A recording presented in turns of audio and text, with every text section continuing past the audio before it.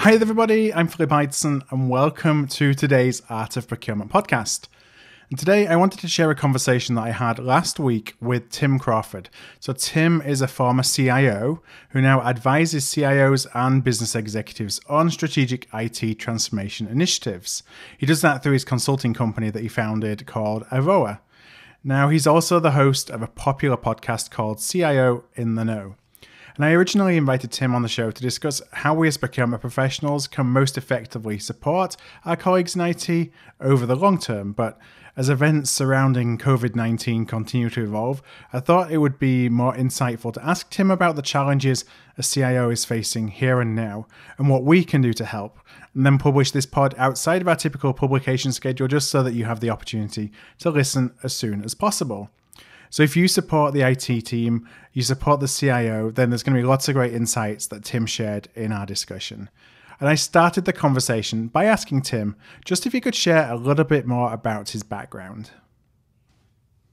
I've been in IT leadership roles over 30 years. I'm a former CIO. I'm an advisor to CIOs and executive teams. I'm also the host of a 30-minute podcast with CIOs called The CIO in the Know. And my focus is really taking a provocative but pragmatic look at the intersection of business and technology. Now, we're recording this just for the context for listeners. Towards the end of March, there's a lot of unknowns as we're all dealing, obviously, with the fallout and the ongoing pandemic that we're all facing, especially here in the United States. And I know a number of other countries around the world are facing some of the same challenges. So what I thought I'd do to start with is if just kind of get your perspective on the here and the now. What is it that CIOs today are thinking about? And then I'd like to just talk a little bit about what we as procurement professionals can do to help enable them in these times.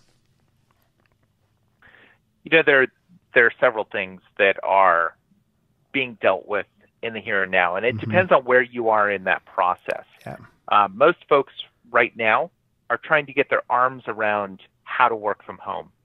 How do they start to procure equipment? How do they get their hands on as much equipment as possible, get that out to their staff so that their staff is effective and up and operational? That requires not just equipment, but also services and new services that they might have to employ and might not have put in place previously.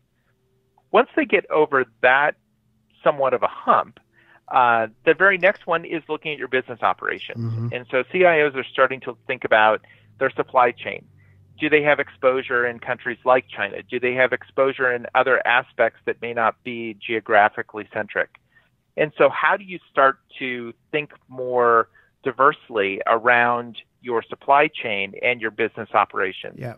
And then the third piece, which is not getting as much airplay today, but something that frankly is at our feet, but we have to deal with in short order, is recession. Yeah. And so some of the very forward-thinking CIOs are already there.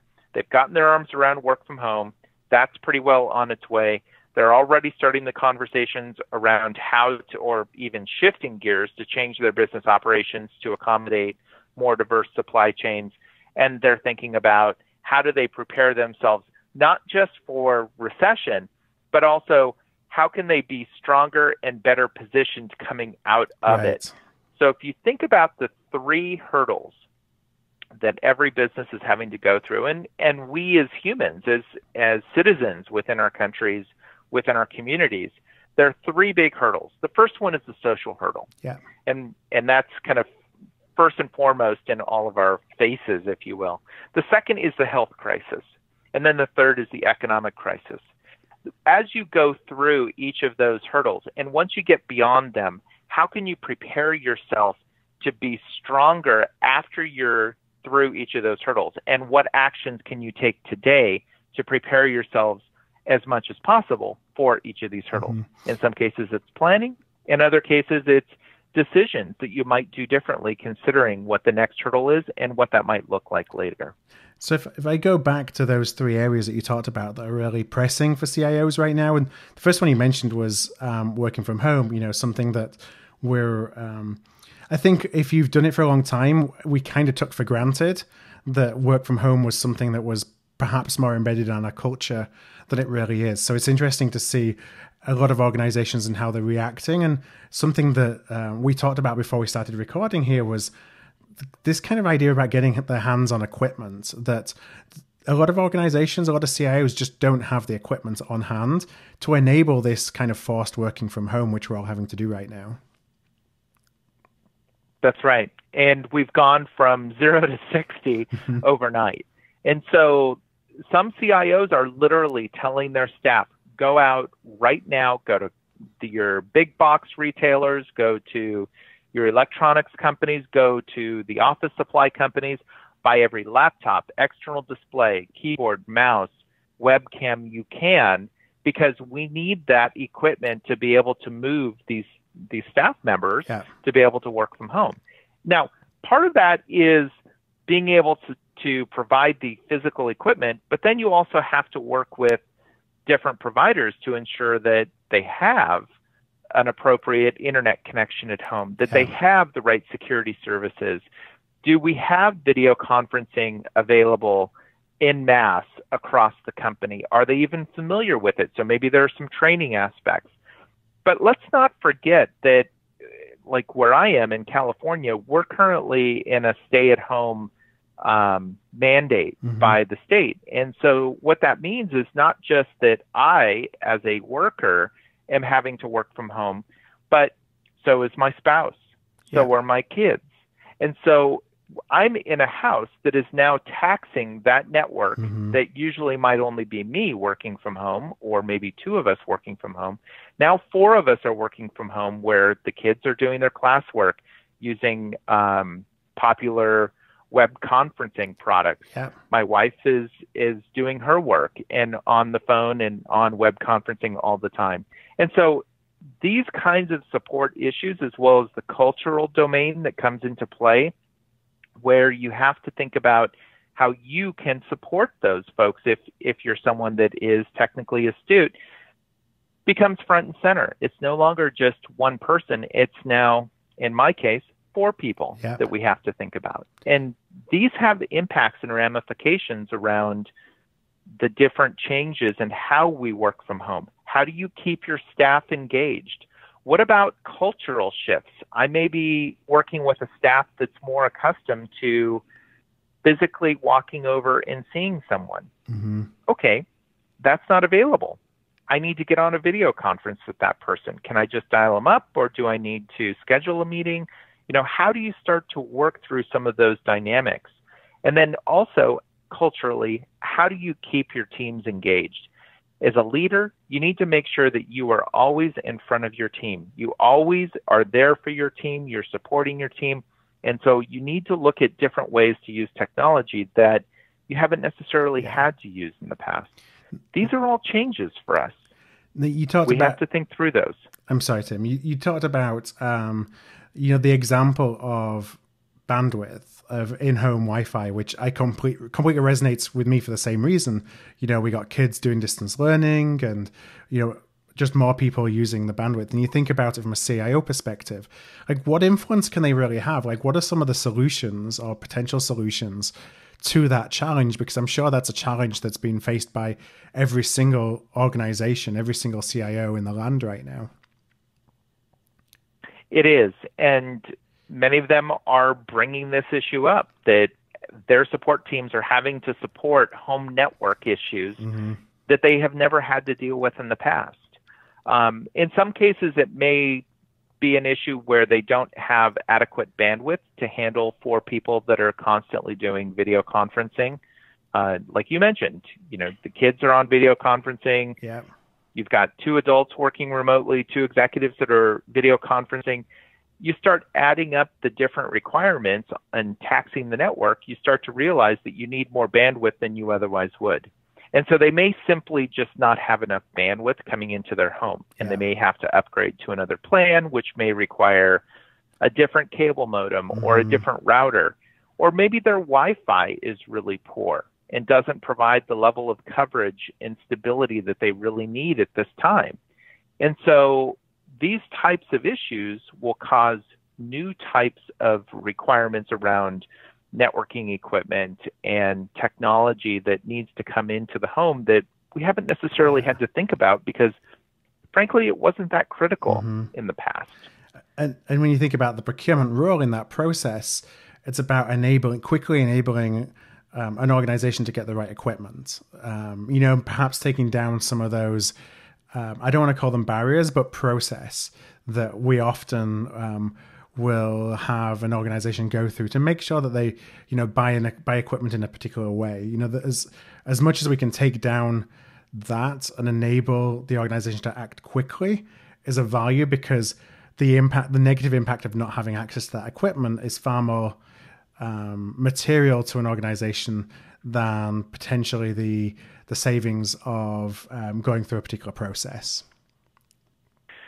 That's right. And we might be talking about this kind of after the fact at this stage, because many organizations have moved to a work from home model.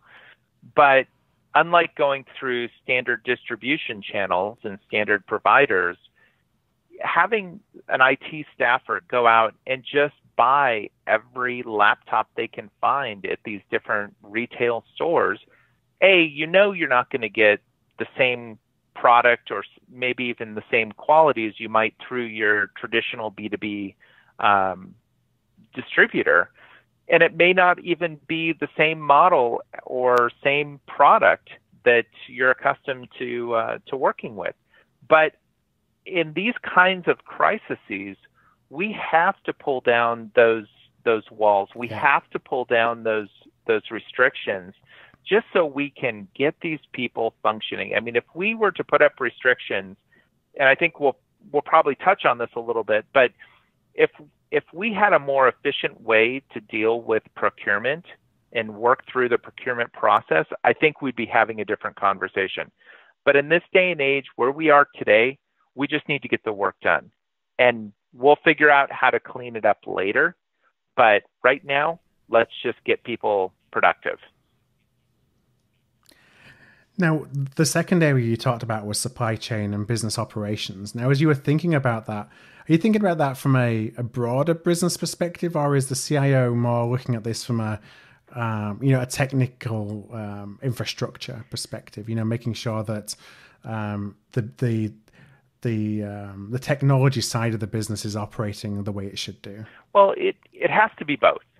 The CIO today has to be well-versed in how the business climate is changing, how customers are changing, how their business functions, where they're spending money and where they're making money, and how those different value chains start to play out. When I talk about business operations, I'm talking about how the company provides that service or that product. How does it get built? How does it get serviced? And there most definitely is a technology component either at different points along that process or that's core to the entire process, soup to nuts. And so it's important that the CIO be part of that core conversation that is thinking about how do we start to change our business operations and our supply chains and, frankly, our value chains too, especially when you think about the customer and how the customer is changing.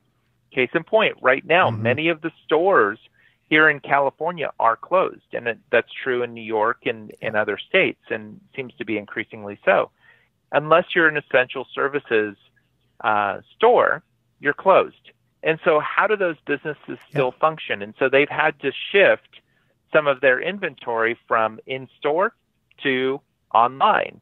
So there are a lot of different shifts that have to take place. Maybe you need more of a given product than another product, and how do you start to shift your manufacturing to be able to accommodate that? But at the same time, as I mentioned, these different hurdles, as we get through these different crises, we may need to shift that back. So it's not just creating these one-way doors where we say, okay, we're going to shift everything to the right, and now we're going to go right.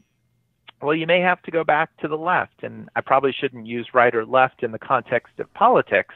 But my point is, you have to be flexible. And I think one of the things that we are learning right now is we are incredibly inflexible across the board, whether it's how we function, how we work internally, how people interact, how our products get manufactured, how our services are delivered. I think one of the things we are clearly understanding from a very painful standpoint is we are incredibly inflexible, and that's got to change.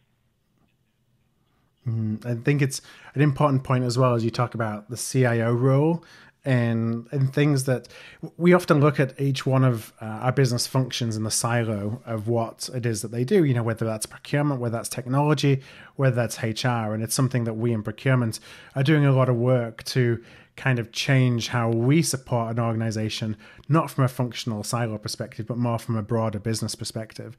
And bringing in all these different leaders and peers from around the organization, we have to solve these challenges collectively.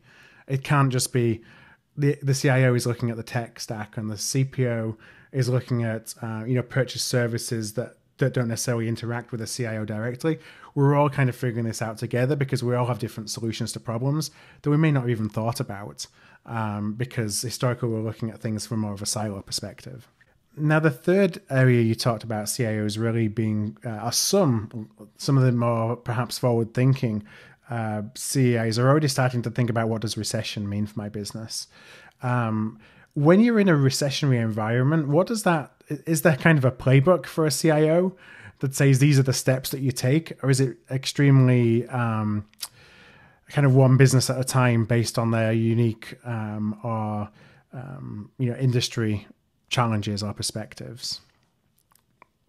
Well, every business is unique, and how they address economic change has to be considered as part of that business, whether it's up or down. How do you scale, and how do you scale appropriately if you're going up or down? When it comes to recession, though, there are other factors that start to play a role because it's a broader impact. So similar to health crises, if you had a situation that only impacted one geography, that's one thing because then the other geographies are okay. When you think about pandemics, those affect everybody. The same thing is true for economies. And in today's day and age, we are at a point where it's really a global economy. Sure, there are nuances between different economies, whether it's EMEA to the U.S. versus China versus the larger Asia Pac. There are nuances that come into play. But unfortunately, when you see something like what's happening today, where we are facing, and some might even argue we're already in a recession, we just don't know it yet. You have to think about what are those levers you would pull to be able to accommodate it. And when I talk about accommodating it, what I mean is when we start to see economic downturns, and we saw some of this in 2008, 2009, and it's a cycle, right? Economic downturns are not something that happens once in a blue moon. Mm-hmm. It's very cyclical, and you can go back in history and you can see these cycles play out. So even once you come out of an economic recession or downturn, there will be another one on the horizon. There will be another one coming, but the problem is they're far enough out that we often forget about that. And so we don't plan accordingly. So the lessons learned of 2008, 2009 are somewhat lost today. And so folks are going to have to relearn that all over again. And one of the things that they're going to have to consider is, where do I start cutting?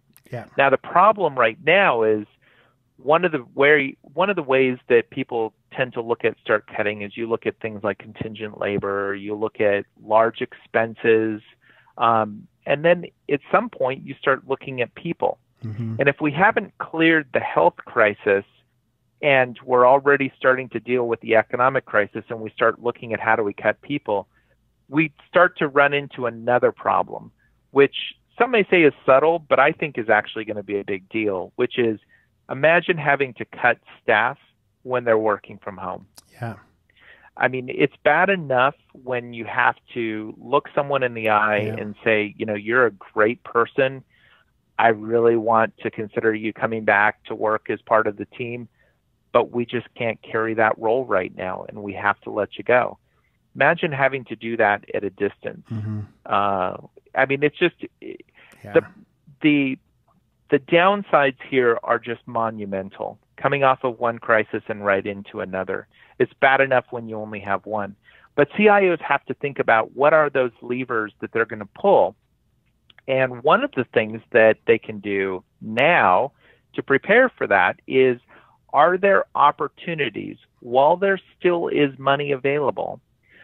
What opportunities can they take to accelerate those functions that would put them in a better position during a recessionary period or even coming out of a recession? So things like artificial intelligence and RPA, machine learning, and cloud, those are all great opportunities for organizations to start looking at, and CIOs to start saying, okay, how do we start getting more efficient and using funding to be able to get those changes made now rather than once we hit recession? Because when you hit recession, all that discretionary spending goes away immediately. Just overnight, boom, gone. And it's really hard to get it back during that period. So there are steps you can take today if you're forward thinking.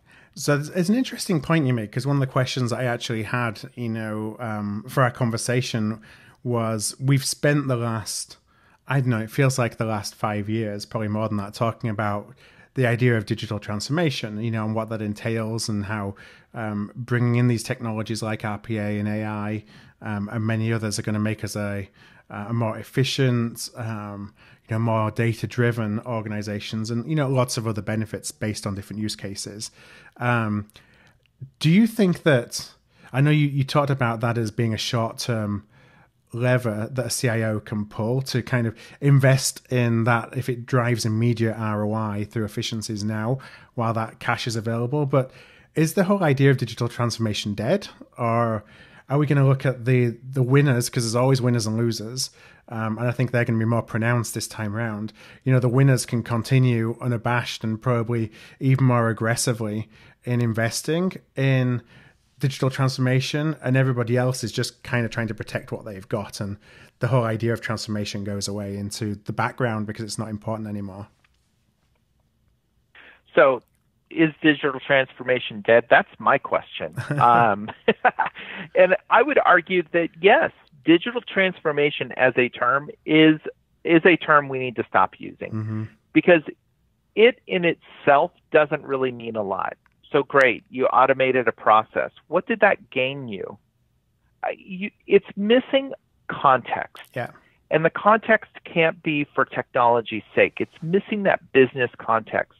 Now, if you want to talk about business transformation, absolutely. Let's figure out how to have that conversation. And that's a conversation that the rest of the C-suite's having. Yeah. So how do we transform our business to address one of three areas? And I wrote a bit about this on my blog about the CIO turn-in concept. And it really focuses on three core things. One is operational efficiency, which is common for just about any traditional CIO. But then it has two other pieces that transformational CIOs will focus on as well, which is customer engagement and revenue growth. Yeah. Now, revenue growth is an exhaust metric, meaning if you don't get customer engagement right, revenue growth is actually a result of customer engagement. If customer engagement goes well, revenue goes up. If customer engagement goes poorly, revenue goes down. It's pretty simple. But that customer engagement is going to be incredibly important, as well as the operational efficiency as we move out of the health crisis and into the economic crisis.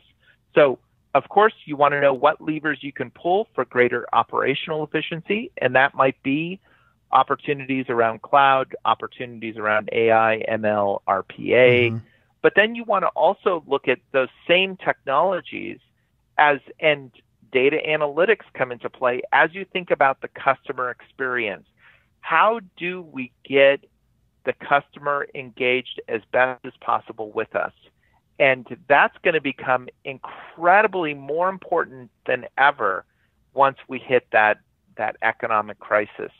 And the reason for that is Now you've got consumers that are looking to spend less. Yeah. So every dollar counts more, or every euro counts more, whatever your currency may be.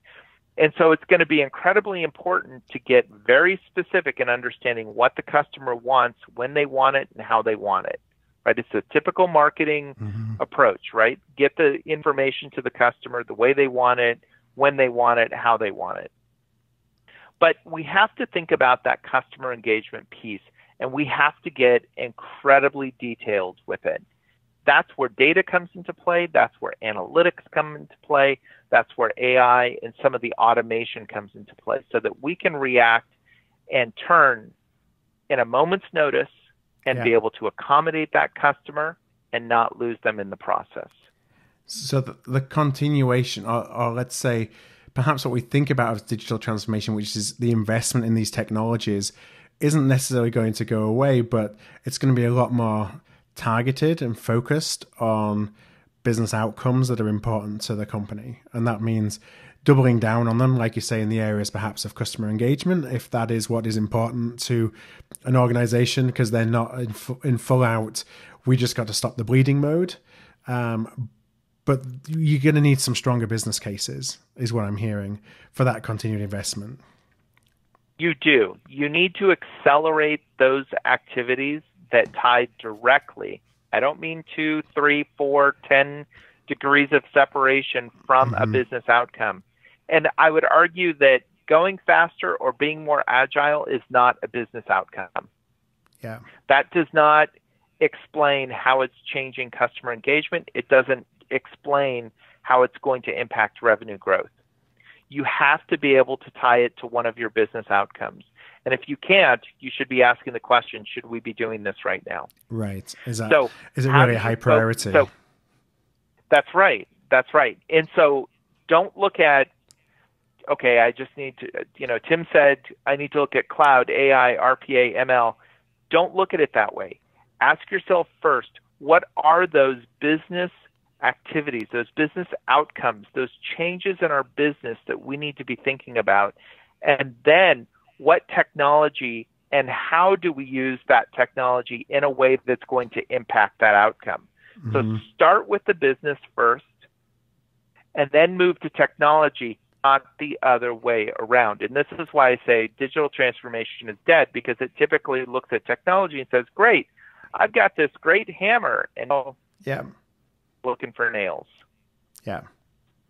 Well, Tim, I think that's really impactful for our audience to think about how they can support not just a CIO, but how we think about where the dollars going to be focused on when it comes to the investment in technology. What are the outcomes that those are going to drive? So I want to thank you so much for your time that you spent with me today.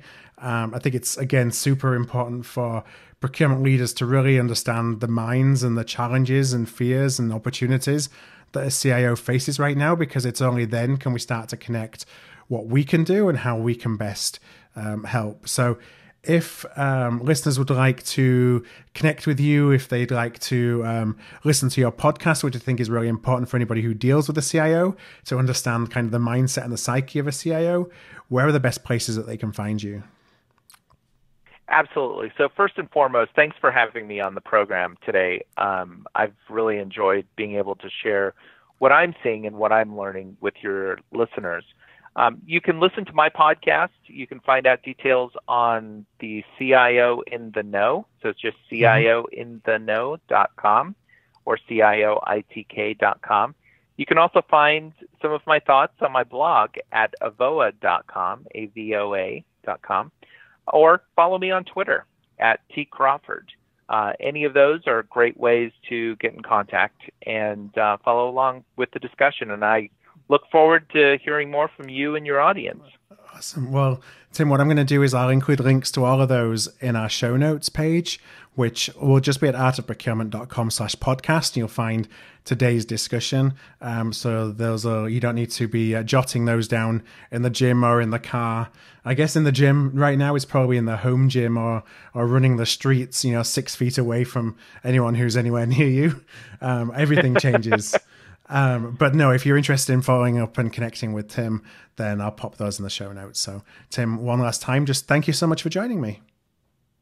Thanks for having me. Hi there, I want to thank you for tuning in to today's podcast. You can check out all of our back catalogue at artofprocurement.com/podcast, where you can also subscribe to our newsletter to make sure that you never miss an episode. And if you found value in today's show, I'd love if you would tell a peer, or perhaps go and rate and review by going to artofprocurement.com/review. Word of mouth really is the best way to help the podcast grow, and if you're able to do either one of those things, I would truly appreciate it.